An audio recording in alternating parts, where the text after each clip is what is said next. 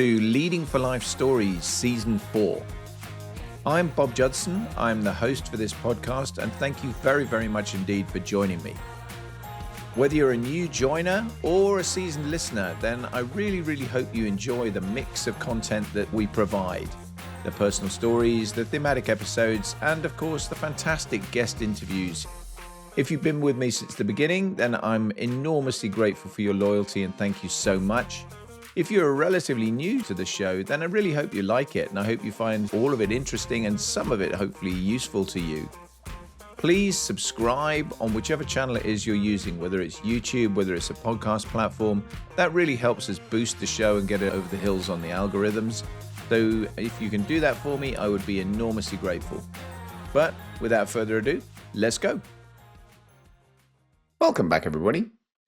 So this week I thought I'd do a personal story, and I obviously talked last time about my transition out of the Air Force and into Deloitte and that kind of start of that journey into Deloitte. And this time I thought I'd talk about the life of a Deloitte consultant and my kind of experience in that job, because I was there for 3.5 years. I'll get to the kind of transition out story on a separate episode, because I think that's equally relevant and interesting in terms of the whys and wherefores of that and how that all went.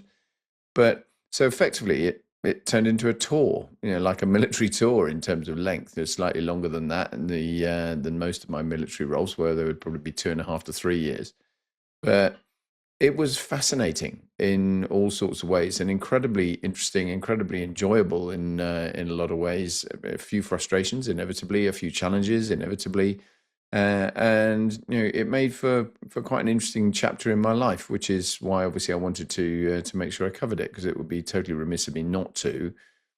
I'd gone in as a director, so it was senior grade. It was absolutely important that I hit the ground running, and talked about that a little bit in the last personal story. But very quickly, I was properly in the fold, as it were, and being looked at as just one of the team and getting on with doing the job and building and running teams within that, sort of sub-teams to turn around and go and look at engagements, getting more involved in some of the discussions around not only my own little business unit around risk, resilience and crisis, but also then looking at more broadly in risk advisory, the service line that I was currently then in with Deloitte. They've reorganized a bit since then, but I was always treated really, really well, I think, by the firm. They always kind of recognized that I was different to nearly all the other directors. I was older for a start than most of the other directors. I was 53 when I joined the firm. I mean, directors if they're fast moving, they're promoted in their 30s if they've come straight up through the system. So there was definitely a difference in that space for sure. It was and they looked at me more in the partner mode, I suppose. But obviously I wasn't a partner, and that was a good thing, because I wasn't accountable for things. I had to learn my craft. I would have found it a very, very hard landing if I'd gone in as a partner. And I think I was often sort of tapped as a valuable source of advice and experience, and that was great. I loved the fact that they involved me for that. And I was also used in the nicest possible way in a kind of fairly wide range of engagements, which were more kind of troubleshooting roles. Some of them where I'd gone in with quite difficult clients occasionally, where there'd been some individual challenges with our relationship, and I could look to try and build on that. And again, I found that really, really interesting. The insight into working in the commercial world, working in a profit and loss world, as opposed to just having to manage big budgets. That was, of course, the biggest gap that I had to fill, because that was a completely different space to the one I'd previously occupied. And again, that was terrifically interesting to just get under the skin of that and have a real appreciation for the whole process, because it's any of the big four professional services firms, or indeed the wider set of professional services firms, will be the same, that they have a lot of compliance. As an audit firm, Deloitte obviously has more than many in that you have to go through all sorts of hoops to make sure you're checking your engagements and your individual involvement to make sure there's no conflicts of interest, etc. And so there was a real process around doing the kind of due diligence to take on a new client or do a new piece of work, even with an existing client. And that was fun to learn. It was challenging. There was lots and a lot of hoops to get through into that space. And I suppose the biggest single thing that was a shock to me was I'd been used to moving jobs every 2.5, 3 years, and the whole of my previous career in the military, and now I'm in a completely different world. But it's another job, right? No, not so much, because the thing that I hadn't really appreciated until suddenly it was different in Deloitte was that although you move jobs around in the military, there are a lot of constants. All the substructure stuff is a constant. The pay, the allowances, the whole HR process, the appraisal process, all of that kind of stuff is just the same, whichever job you're in, and you're just moving around. So your role is very different in a different location with different responsibilities and so on and so forth. And you're changing teams a lot. But in the Deloitte kind of world, you're tending to change teams a lot, but within your own team. So you've got different people you're working with a lot of the time, on a different engagement, but they're all, from selected from a group. If you imagine a sports, any major team sport, you'll have a squad of players you're selecting the actual team from. That's exactly the same principle that we would apply in terms of what were doing with the work at Deloitte. And trying to make sure that you made everybody suitably busy and that everyone was being upskilled was a constant challenge. To be fair, it's one of the things I talk a lot about these days, that I think there is a risk that too often people have favorites within the team. They'll pick the same people to do the same kind of roles because they know they're good at them and they've got lots of skills and lots of experience, rather than looking to develop people and make your overall team more resilient because more people have more skills, and there's more consistency across the team. So that was certainly one of the challenges. But just getting into that Deloitte mode where everything was different, the whole process was different, was a real shock. I had to look at all of the admin and everything else. Was just, I was in a different world, obviously. So you're starting from a zero base really in terms of knowledge. And because obviously I'm a director in the business, I'm expected to know this stuff pretty quickly and be looking after other people and making sure they're doing the right things and so on. So again, there was a serious upskill requirement very, very quickly to get myself into the right place with it. And people were hugely helpful, which I'm forever grateful for. I mean, there were lots and lots of people who said, "Hey, I'm just doing a conflict check here, or I'm doing a take-on process here. Would you, do you want to sit and watch it?" And that was great, because it then meant when I was doing it myself, I had some idea of what was going on. And I suppose it probably took me 6 months or so really to feel that I was kind of comfortable. But by that stage, I was pretty comfortable, and I was starting to do a variety of different engagements. I'd started, as I mentioned previously, on a financial services engagement. So ironically, I spent quite a bit of time in the financial services world doing work with various different organizations. But I did 18 months of work with HSBC, big bank, where actually nothing to do with resilience and crisis. Again, it was one of those go in and kind of fix an engagement that hadn't been going quite so well from the firm's point of view, and work with an individual that was a very challenging client, but I actually got on really, really well with him, and we related extremely well to each other. And I think, turned that around very successfully, won more work as a result. But I was there for 18 months on that engagement, which out of a 3.5 year total time in Deloitte was obviously a lot. And a year of that was on the client site, and 6 months of it, back in the office on a more part-time basis. But that was the other big change, I suppose, was, I'm now a commuter. I'm a proper commuter. I'm living at home in Sussex, and and trundling in every day into work in those days, pre-COVID. So we're firmly heading into the office more or less every day. We had the occasional day when you could work from home, but the concept of working from home in the way that people talk about it in today's world, it was totally different. You just didn't do that. You were in the office nearly all of the time.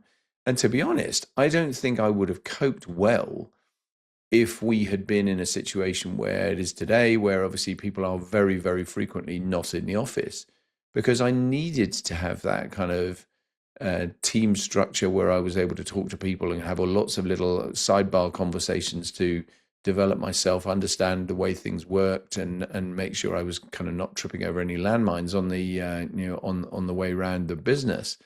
So it was really good to be in the office.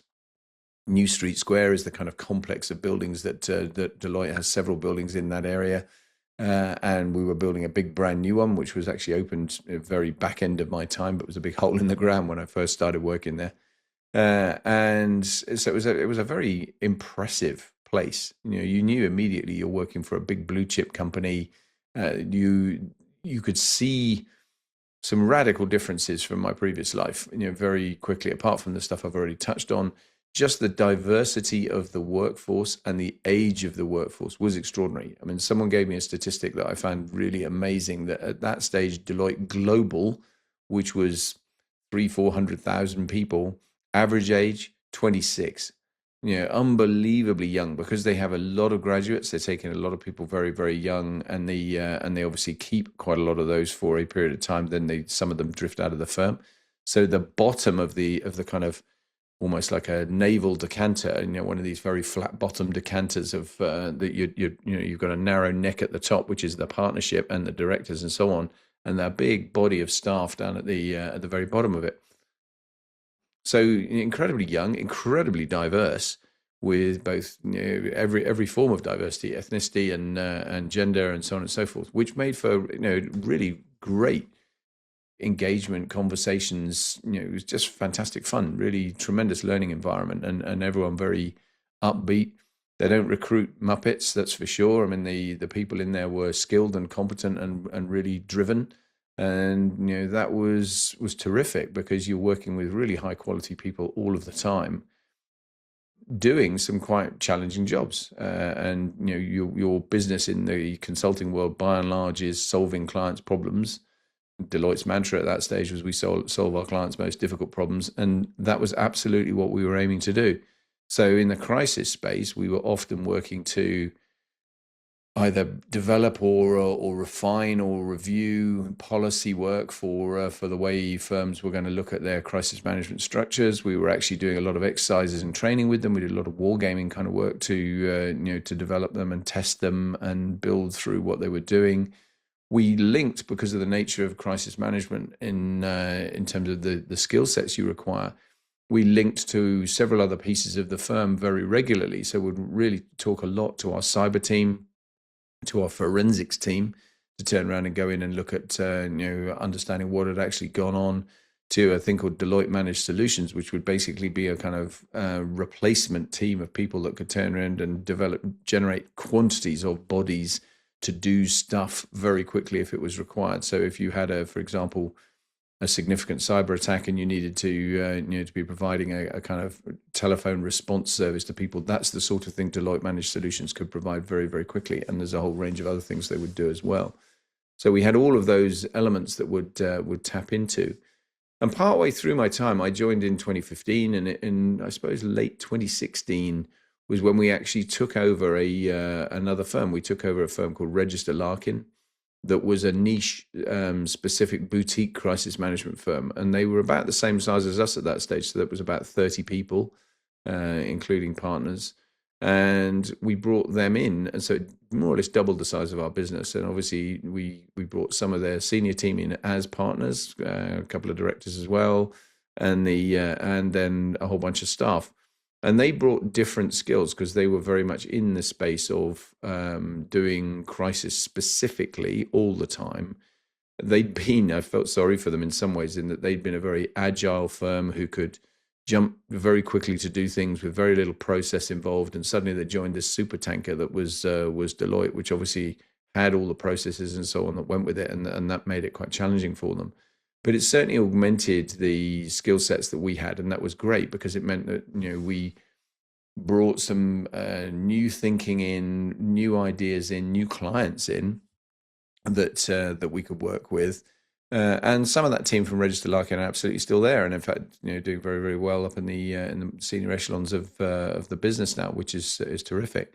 And the one really specific bit they brought in, which we previously had to outsource, was a crisis communications capability. We didn't have that. We would have to outsource that to somebody as an external provider. And so it was actually really helpful to get them in and have that in house, as it were, because you could then be a bit more of a one-stop shop for what you're offering on crisis terms. I did find it fascinating the kind of variation in challenges you saw with different clients, because I mentioned I did a lot of financial services. I also did do some aviation work. I'd originally been hired to do more aviation work, civil aviation. And I think one of the frustrations for me and also for the partner that had hired me, Graham Pickett, to do that work was that I was often very busy with crisis work, and therefore it was difficult to free up time to turn around and get me involved in other engagements around aviation, which I'll come back to that on a different episode, because that was part of the reason I think I ended up really without a real role longer term, and certainly a promotion opportunity longer term. But when I did work with different clients from different industries, the perspectives and the approaches, both in the UK and internationally, I did some international work as well. It was fascinating to see the kind of the diversity, the similarity in a number of areas, but also the real variation some of the time in approach that different organizations had. And of course, that was something that might be obvious to anyone that's been listening, is watching or listening to this, that's worked in the commercial world for a long time. That certainly was not obvious to me as a military guy leaving, going out to do what I was doing in a new firm. So it was all part of that really, really steep learning curve. In the same breath, I was also doing quite a bit of work with people still coming out of the military, because funny old thing, I'd now got a job in a very good firm. There were lots of people who were then interested in how did you do that? It was clearly very, very different. I had very specifically said when I joined Deloitte, I did not want to do defense and I didn't want to do government and public sector, really. And that wasn't because I didn't like defense anymore, far from it. What I wanted to do, though, was stretch my wings a little bit, I suppose, and actually be challenged and be put in a position where I had to to really develop not only in a new business but with a kind of completely new industry focus. And I don't regret that at all. That was definitely the right thing to do. I've sort of circled back a bit over time to link back into some defense related and government related work, I know that I'll come to in a second. But the initial change into doing something totally different was incredibly valuable. And it meant that I was talking a lot to people who were leaving the military or who had already left and were looking for new roles, and giving them a bit of advice and how to how it would work for me, not so much how to be successful, because I probably wouldn't justify that myself at the moment.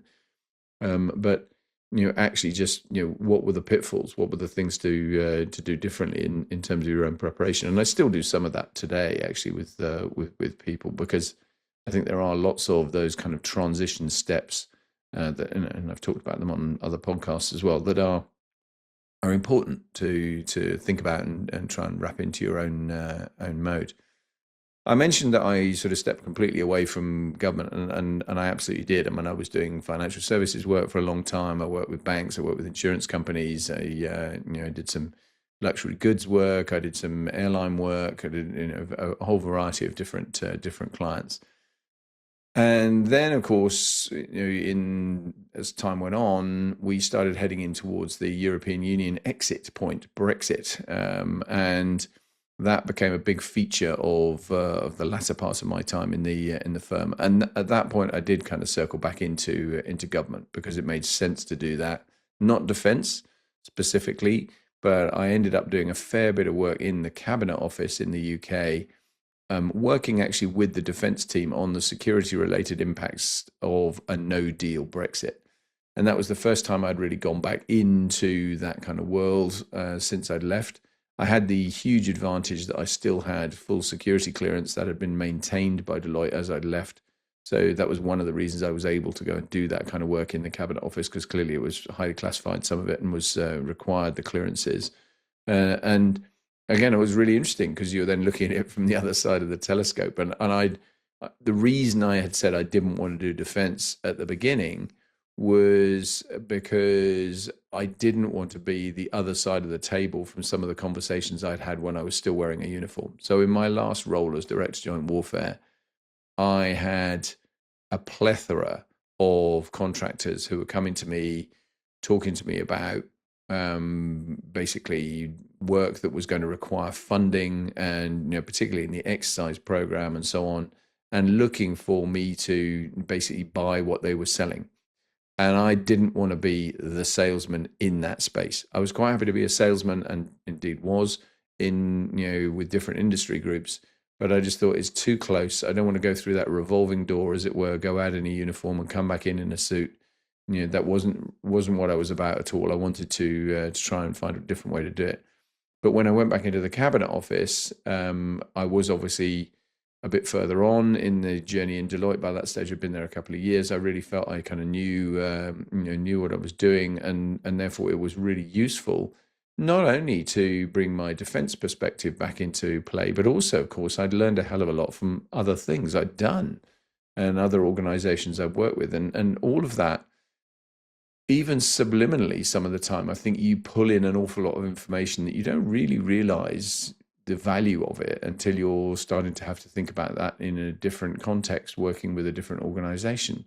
So doing no deal Brexit, there were plenty of things there where it was really helpful to have actually spent time working with the banks, etc., to just think about and know how they worked, not necessarily relating it directly to what we were doing in that specific piece of work, but just having that context was incredibly useful. So the diversity and exposure was really valuable, and actually, as a jump generally from the military into something in the commercial world, to go and work for an organization which in and of itself works with lots of other organizations, because that's the business of a professional services firm. They're looking at a very, very diverse client base. Pretty much anyone you could imagine was on the books as a client at some point, or had been, or was certainly a prospective client in all respects. So you get a huge exposure to all sorts of other industries, and that was, again, tremendously insightful, because it's often you don't get that. You can quite often live in a world, I think, where even in the private sector, in the commercial world, you're sat looking at and doing the same thing with the same organization, maybe with some external clients who you're sending stuff to, supplying stuff to, and also suppliers you're working with to bring stuff into you. But you're much more internally focused than you are with a firm like Deloitte, where the emphasis was entirely external. And the other thing about a firm like Deloitte is it was, entirely people based. I mean, people are the asset. There's no big machinery or industrial plant or anything else that's there. The asset is definitely the people, and that's important. And I think keeping that in mind and making sure that people did do their absolute best by the people that were there. And that was where I felt I could bring some value, because some real experience of working in that kind of an organization where building and running teams and having exposure to those kind of leadership skills was tremendously useful in terms of helping to upskill some people, again, somewhat subliminally a lot of the time, around how to do this sort of stuff better. One of the reasons I do what I do now in the leadership space is because I do think this is a real limitation in the private sector a lot, that mostly organizations don't do dedicated leadership training. It's a rarity. And, and if it does happen, it's often patchy and not necessarily, deep in terms of the way it goes. So having had all that huge amount of experience in the military, it made a world of difference to be able to bring that kind of stuff to bear. So it was all round positive, to be honest. I mean, I found the work life was really good. By and large, I was commuting from home, longish days, I have to say, that was for sure. It wasn't an easy life on the train, and I'm glad I didn't do that for the entirety of my working life. That's all I can say. And some of the time working at client sites, some of the time working obviously in the office. I probably spent more time in the office than I did at client sites, in truth, because I think, particularly as a director, most of the clients didn't want you to be there full time, being paid full time. Now HSBC was the exception to that, where it was a very big, expensive engagement, and they did have a big heavyweight team on it, of which I was part. But most of the time, I'd be dipping in and out of the client rather than being there absolutely every day. And the nature of our kind of crisis work was also that it tended to be reasonably short duration. So it was fast and furious. We'd go in and do stuff that was quite quick, quite surgical, and then we'll move on to onto something else. I mean, there were fascinating engagements in there. I won't, for reasons of confidentiality, talk about them. I think it's probably inappropriate to talk about specific clients in detail, but it was very, very interesting to note in a crisis sense that the companies where the leadership had had previous experience of being through some kind of crisis were so much more receptive to better preparation. And what we were all about was basically preparation. We were trying to make sure that people came out of it better than they went into it if they did have some kind of drama, and that when they went into it, they were at least better insulated from the impacts. And a lot of our work was focused on that. It was around organizing themselves well, having some level of planning in place to be able to react well, have the right people around the table, not panic, make sure they involved the right people externally, internally, make sure the communications internally and externally were good, and that they minimized the longer term damage and indeed the short term damage as far as possible as well in terms of what they were doing. And where you found senior executives in firms who had been through that previously and had to live through some kind of crisis drama, they were so much more receptive to, yeah, we need to do this better, we need to be better prepared, as opposed to some others who saw it as an overhead. If you're looking at training for for what might happen as opposed to what is happening, this is time I don't have and money I don't want to spend. And that, of course, is a bit of a fool's errand. I would say that, wouldn't I, as the kind of guy that was in that space. But I think you can very much get bitten by that if you take that approach for too long and take too hard a line on it. So we loved working with people who were really receptive to wanting us to be there, but we also faced the challenge very regularly of convincing people that this will be really good for you. And actually, to be fair, we often succeeded in that. That we got chunks of work where it was very much around the developmental stuff to build up skill sets.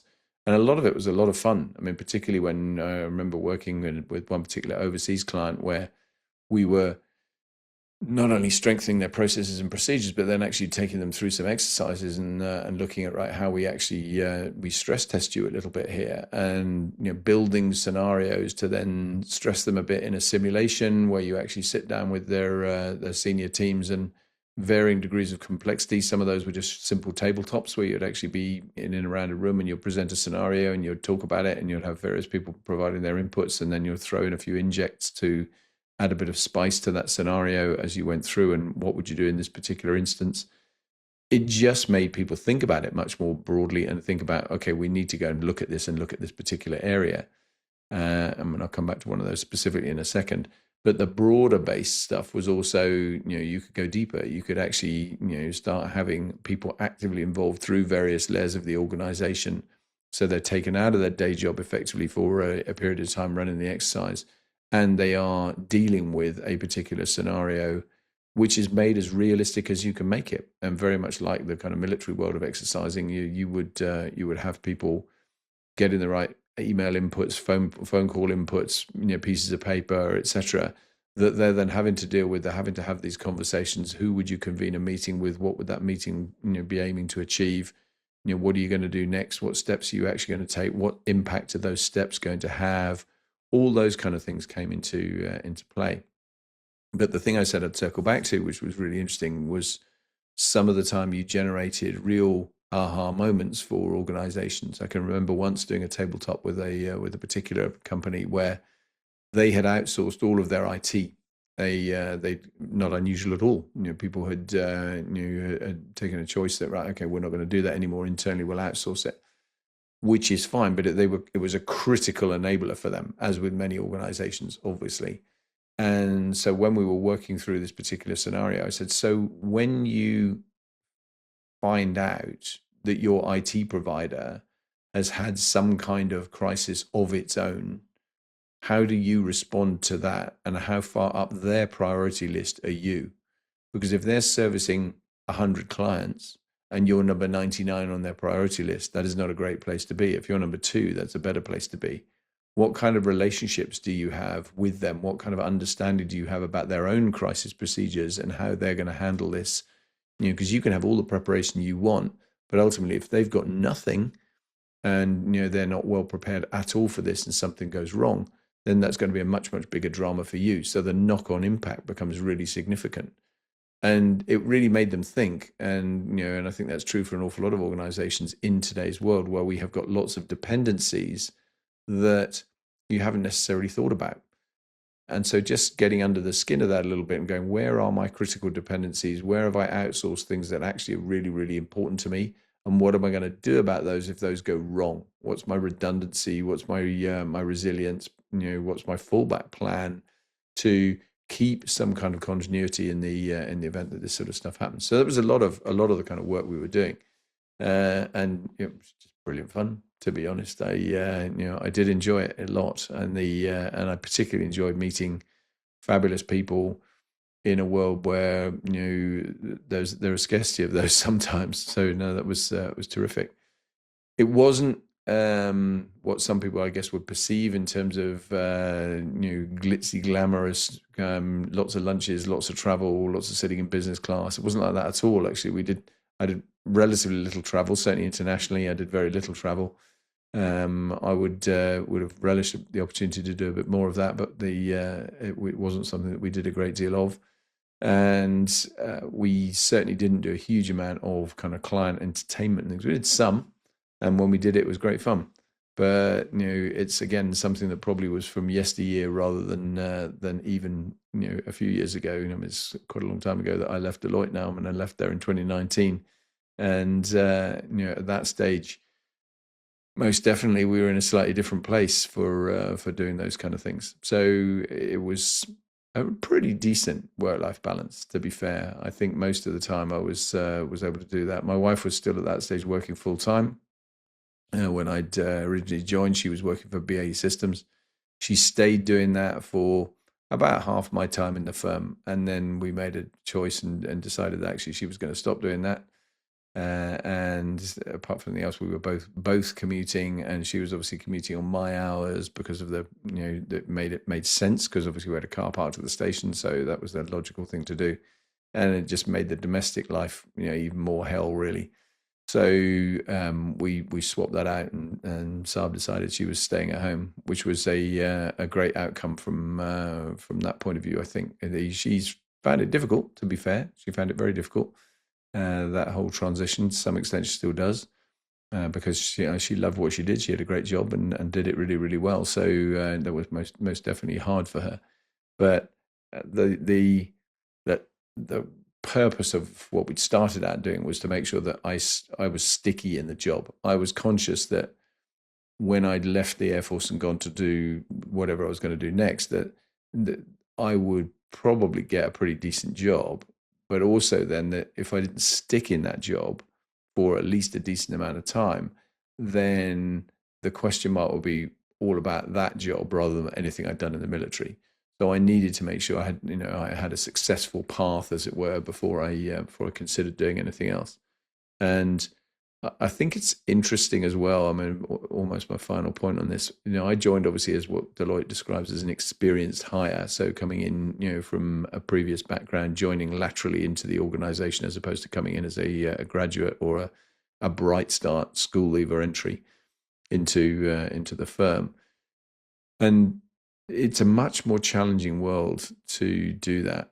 Don't think they necessarily, and by their own recognition, they don't necessarily always get that right in terms of the mentoring and support that you provide to people at senior level coming in to do it, because it is hard. It's definitely a harder landing. And I was, at the time I joined, I wasn't sure. I thought this is either going to be a career that's going to take me to the end of my working life, or it's going to be a lily pad that takes me on to something else. It turned into the lily pad. And I'll come back and talk more about where I went beyond that and what I'm doing these days in an upcoming episode. But I think that's enough for now. I'll wrap there and let you cogitate on some of that stuff, hopefully. But hope you've enjoyed it. Hope you found it useful. If you have, as ever, please share it. Please push it around widely so that other people get a chance to listen. And if you find this kind of information valuable, as I'm always saying, please do think about financially supporting the podcast through my Patreon support the show links that you'll find in either the podcast platform you're listening on or YouTube if you're watching. And it won't cost you very much, but it'll make a very, very big difference to what I do. So I would really appreciate that. But I'm always grateful for listeners anyway. I think we're in 107 countries was the last thing I looked at now, and that's pretty good going across the world. So I'm extraordinarily grateful. Please do keep widening that circle even further, making sure that we get the best possible listenership we can. And I'll be back very soon with something else. Speak soon. Thanks a lot. Bye now.